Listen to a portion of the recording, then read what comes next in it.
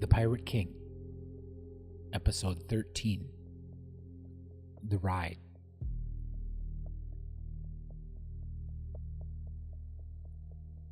Sam stepped out of the building just far enough for the door to close behind him, the sound cutting off clean and final. It didn't echo. It didn't linger. It just ended, like someone had reached over and shut it off mid-thought. For a second he stood there without moving, the outside air hitting him different this time. It felt wrong. Not cold, not warm, just off, like something had changed and he hadn't caught up to it yet. Again he thought, no charges, no paperwork, no explanation. That didn't happen. Not in his world. He had worked too many cases, watched too many processes unfold step by step to miss what this was. There was a rhythm to how things moved, a procedure that held, and what had just happened that day didn't follow any of it. There had been just enough there to justify holding him, just enough to start something, but not enough to end it in the way it ended. Not like that. He let out a slow breath, his eyes drifting across the lot without focusing, his thoughts tightening instead of spreading out. It wasn't panic, not even close, but it wasn't calm either. It was something in between, something sharper, something that didn't sit right no matter how he tried to place it. He took out his phone, about to arrange an Uber to get himself home. Then something moved. A car pulled up alongside him to the curb. Not fast enough to draw attention, not slow enough to hesitate, just precise, like it had already knew where it was going before it got there. Sam's eyes shifted towards it without thinking, instinct pulling his focus before his mind caught up, and the second he saw who was behind the wheel, something else shifted with it. The window was already down. It was his dad. For a second it didn't register, not because he didn't recognize him, but because he didn't expect him to be there. Not there, not like this. And the exact moment he walked out of something that should have held him longer. "Dad?" Sam said, the word coming out quieter than he insisted. DJ didn't answer right away. He just looked at him, steady, composed, like none of this was new information, like he hadn't just arrived, like he'd been there waiting. "Get in." No explanation, no question, just that. Sam didn't move immediately. He looked at him, then past him, then back at the building behind him. The disconnect settling deeper in his chest. It wasn't panic. It was something heavier than that. Something that didn't line up no matter how he tried to frame it. "You knew?" he asked. DJ didn't react. "Get in." Same tone, same weight, like it didn't need anything else. Sam held his gaze for a few seconds longer, then moved, walking around the car and getting in without saying anything else. The door closed with a dull final sound, and the second it did, DJ pulled away. He smoothly merged into the street like the timing had already been decided. The silence settled fast. Not the comfortable kind, not the familiar kind. Not the kind that came from knowing someone well enough to fill the space just to fill it. This was different. Heavy. Sam stared forward, his eyes on the road but not tracking it. His thoughts circling the same point without breaking away from it. How? That was the only word that stayed, everything else moving around him without settling. Beside him, DJ drove like he always did. One hand on the wheel. Nothing about him suggested urgency, Nothing about him suggested reaction. Nothing about him matched what just had happened. That was a problem. Sam shifted slightly in his seat, not enough to change position, just enough to break the stillness that had settled around him. And the question that had been sitting there since the moment he saw the car didn't move, didn't soften, didn't fade. It got sharper. DJ hadn't asked anything. Not where he'd been, not what had happened, not why he was being released without charges. He was just there.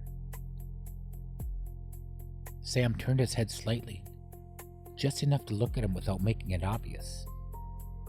"How did you even know where I was?" he said. The question coming out quieter than the rest, less controlled, more honest. DJ didn't answer. That was the first problem. The second was he didn't seem surprised by the question. Sam watched him for a second longer, something tightening in his chest as a realization started to form. Not all at once, not clean, but enough to feel. "You knew," he said, more to himself now than anything else.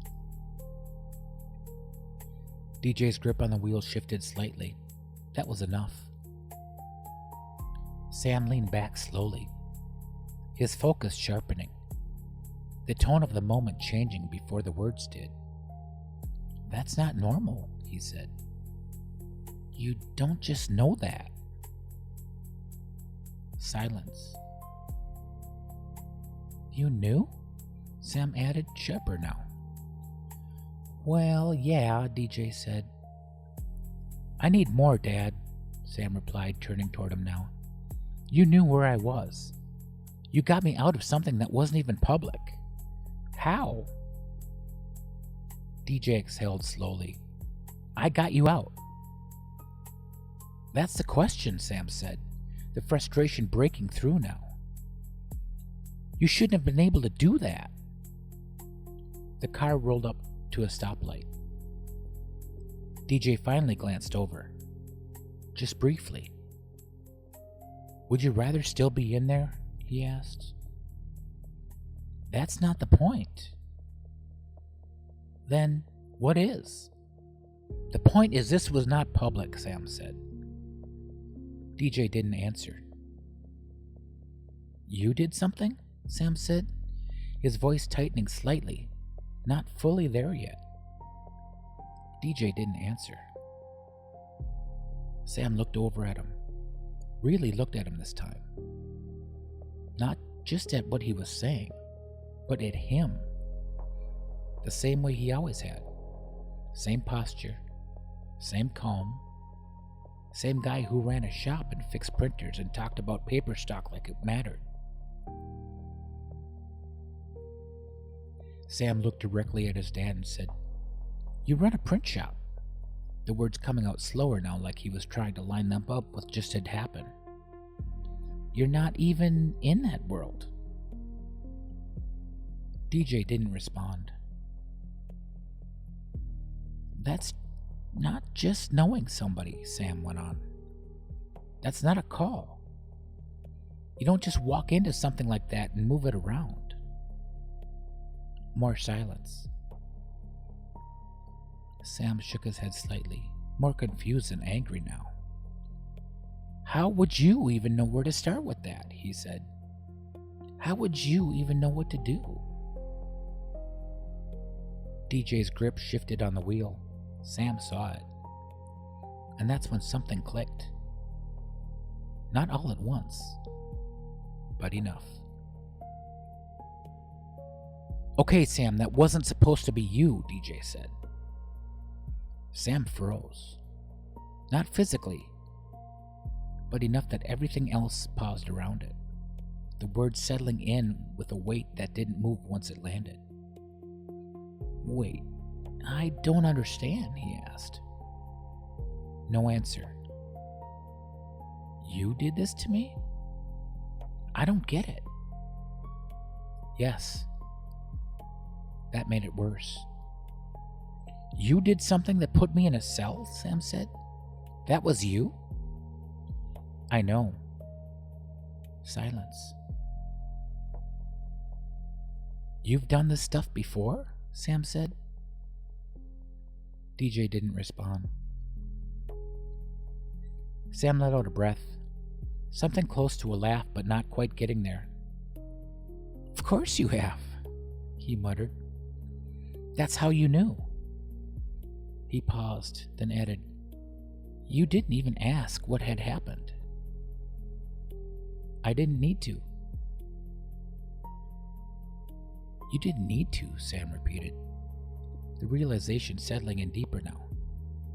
Not sudden, not dramatic, just steady and unavoidable.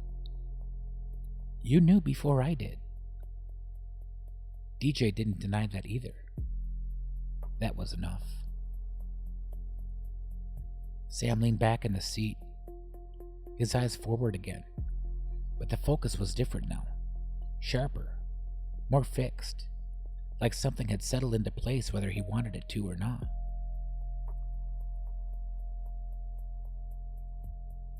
The road stretched out ahead of them, the same lanes, same turns, the same rhythm he had followed 100 times before. Now none of it carried the same weight anymore. It all felt slightly off, like something underneath it had shifted, and the surface hadn't caught up yet. You didn't ask me anything, Sam said after a moment. DJ didn't respond. Sam let that sit for a second, then continued, his tone tightening. Not where I was, not what happened, not why I walked out of there with nothing on me. You didn't ask a single question. I didn't need to, DJ said. Sam turned toward him again, slower this time, more controlled, like he was making a decision about how far to push instead of reacting to it. You keep saying that, he said, like it explains something. It does a little, DJ replied. No, it doesn't, Sam said, the edge coming back into his voice. It just makes it worse. The car moved through another light, the glow shifting across the windshield and fading again. The rhythm of the drive unchanged even as everything inside it continued to shift.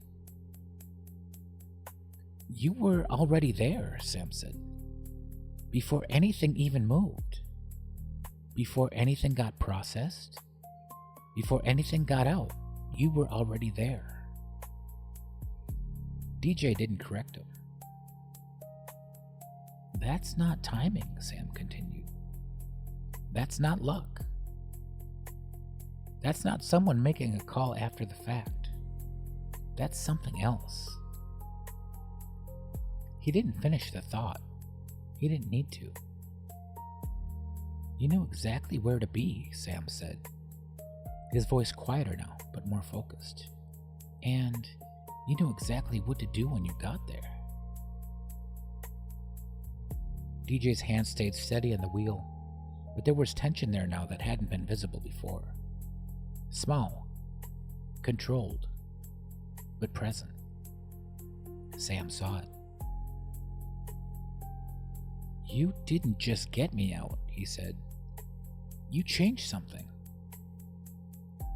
DJ didn't answer. Sam let out another slow breath, leaning back slightly, his eyes forward again as realization continued to settle in. Deeper this time. Less about what had happened, and more about what it meant.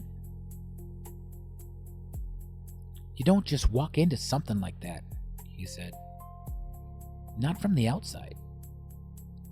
Not without being seen. Not without somebody noticing. That place doesn't work like that. No, DJ said quietly. It doesn't. That was the first real acknowledgement, and it didn't help. Then, How did you do it? Sam said. DJ didn't answer. Sam turned toward him again, his patience starting to slip. No, seriously, how? Because I've been in that system long enough to know what it takes to even touch something like that. And you don't just... He stopped himself, exhaling once before continuing. You don't just show up and make it go away. DJ's grip tightened slightly. That was becoming a pattern. Sam watched it happen, his focus narrowing. You knew exactly when and where, he said. You knew exactly what to do. That doesn't come from guessing. Silence. That comes from the inside, Sam added. DJ didn't deny it. Sam nodded slightly, more to himself than anything else. Yeah, he said under his breath. That's what I thought. He sat there for a second, the weight of it settling in a different way now. Less shock, less confusion, more clarity, even if it wasn't the kind he wanted. You've been doing this for a while, Sam said. DJ didn't respond. Whatever this is, Sam continued, this isn't new. Still nothing. Sam let out a sigh, his shoulders tightening slightly as the tension settled deeper instead of releasing. That's why you didn't need to ask anything. You already knew how it was playing out. DJ's eyes stayed forward. That's not normal, Sam said again. But this time it wasn't a realization. It was a conclusion. I know, DJ said. Sam let out a short, humorless breath. You keep saying that, like it makes a difference. It does, DJ replied. No, it doesn't, Sam said. DJ didn't respond. The silence that followed wasn't empty. It held everything that hadn't been said. Everything that wasn't going to be said. Everything Sam was starting to understand without being told. You didn't just fix something, Sam said after a moment. You changed something that was in the system? DJ's grip shifted again. Sam saw it. That was a second acknowledgement, and it still wasn't enough. Sam turned slightly, his eyes forward again. His thoughts no longer scattered, no longer chasing explanations that fit into what he already believed, but shifting into something else entirely. You did this, and you knew what you were doing, he said. DJ didn't deny it. And you did it anyway. I did, but I didn't mean to bring you into it. It was supposed to be someone else. Sam nodded once, slowly, the motion small but deliberate, like something had locked it into place that wasn't going to move back out again. Unbelievable, he said under his breath, but there was no disbelief in it anymore, just recognition. The car continued forward, the rhythm unchanged, the world outside moving the same way it always had, while everything inside it continued to shift. Sam stared ahead, his hands resting on his lap but not relaxed. His posture was still, his breathing steady but controlled, and the realization that had started as a question was now something else entirely. Something solid, something that couldn't be proven. Sam didn't say anything for a while after that. He just looked at him. Nothing happening sat right. It hadn't for a while, but now it wasn't something he could just push past and come back to later. It was there, fully, in front of him. And the more he tried to ignore it, the clearer it became. "You knew," Sam said finally, his voice quieter now. Not pushing, not accusing, just stating it. DJ didn't respond. He didn't look away either. He just held there steady, the same way he always did when he wasn't ready to answer something directly. Sam let out a small breath, shaking his head slightly. "Yeah, you knew." He repeated more to himself than anything else, like he was testing the weight of it, seeing if it held. There was a pause, not long, but long enough. Sam's eyes shifted slightly, not off of him, but deeper, like something had just lined up behind everything else. All the little things that hadn't made sense before. The way Dad always seemed ahead of things he shouldn't have been ahead of. The way he talked about it without talking about it.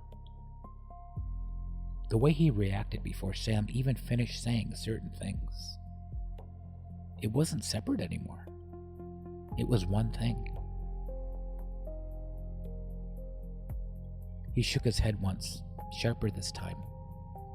"No, not new," Sam said, the words coming out slower now, more deliberate. "That's not it." DJ didn't interrupt. He stayed still, but something shifted in his eyes, just enough. Sam exhaled slowly, like the last piece finally clicked into place whether he wanted it to or not. "Yeah," he said under his breath. Then he looked straight at him. You're the Pirate King." The words didn't come out loud. They didn't need to. They landed anyway. For a moment, nothing moved. The car, the air, everything just held. DJ didn't rush to answer. He didn't correct him. He didn't try to explain it away. He just looked at him quietly and said, "That wasn't supposed to be you."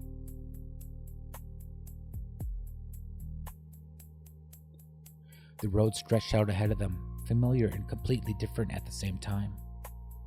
The same lanes, the same lights, the same turns Sam had taken countless times before. But none of it sitting the same way anymore. It all felt thinner somehow, like the structure he had relied on for years had suddenly been pulled back. And once he saw that, he couldn't unsee it. He didn't say anything right away. He didn't need to. The words were already there, sitting in the space between them, waiting. "I should report you," Sam said finally. The words came out flat, real, not angry, not reactive, just there. DJ nodded once. "I know." Sam turned slightly toward him, not fully, just enough to look. He was waiting for something, anything that would shift the moment back into something he understood, something he could work with. An explanation, a justification, anything that would let him place it somewhere inside the framework he had spent years building. Nothing came. DJ didn't defend it, didn't explain it, he didn't soften it. And somehow that made it worse. Because now it wasn't about proving anything. It was about figuring out who was sitting next to him. Sam looked forward again, his hands still in his lap, his posture steady. But there was tension there now that hadn't been there before. Something deeper than frustration. Something that didn't resolve just by understanding it. "You know what I do," he said after a moment. "I know." "You know what my job is, what it means." "I know." "And you still did this?" "I did." Same tone, same control, with no hesitation. Sam let out a slow breath, the air leaving him heavier than it should have, like something had settled in his chest that wasn't moving out. So what? He said quietly. I'm just supposed to ignore it? DJ didn't answer. That's what you want, Sam continued. I walk away from it, pretend I didn't see it, pretend I don't understand what it means. DJ kept his eyes forward. I want you to make your own decision. Sam let out a short breath that almost turned into a laugh, but didn't quite get there. That's not an easy one, he said. DJ didn't argue. He just sat there. Sam looked down at his hands for a second, then back up again, his focus settling into something sharper, more defined than it had been before. You didn't just fix something, he said. You changed something. That doesn't go away. Sam continued, that doesn't just reset because I walked out of that building. No, DJ said quietly, it doesn't. That was the third time he'd said something like that, and it meant more each time. The car moved onto a quieter stretch of road, the traffic thinning out, the lights spreading farther apart, the rhythm slowing without stopping. The space inside the car felt larger now. Not because anything had changed physically, but because there was more room for everything that hadn't been resolved to sit. Sam's thoughts no longer jumped between possibilities, no longer trying to find a version of this that fit into what he already understood. There wasn't one. You've been doing this for a while, he said. DJ didn't respond. Sam continued, that's why you knew exactly where to go, exactly what to do. Still nothing. Sam nodded once slowly. Yeah, he said under his breath. That makes sense. It mostly didn't, but it did in a way that didn't require explanation, in a way that didn't leave room for anything else. What else don't I know? Sam said quietly. It wasn't directed straight at his dad. DJ's hand stayed steady in the wheel, his posture unchanged, his focus fixed on the road. But something in the space between them had shifted in a way that didn't settle, didn't fade, didn't resolve. Sam felt it, and he knew it wasn't going away. The car continued forward, steady, the same way DJ always drove. But the familiarity didn't carry the same weight anymore. It didn't reassure, didn't settle anything into place. It just existed. And for the first time, that wasn't enough.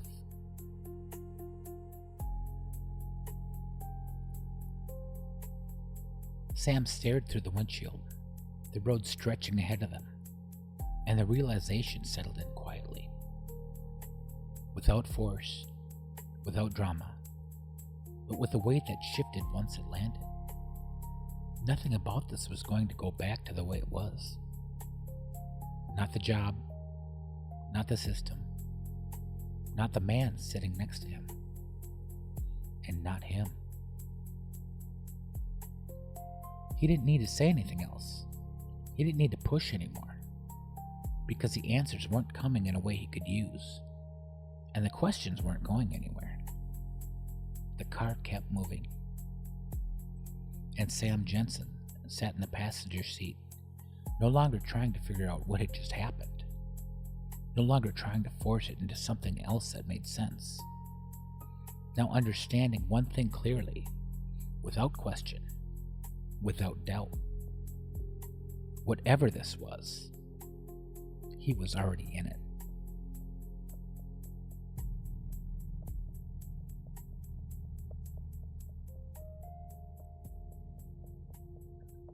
Coming soon.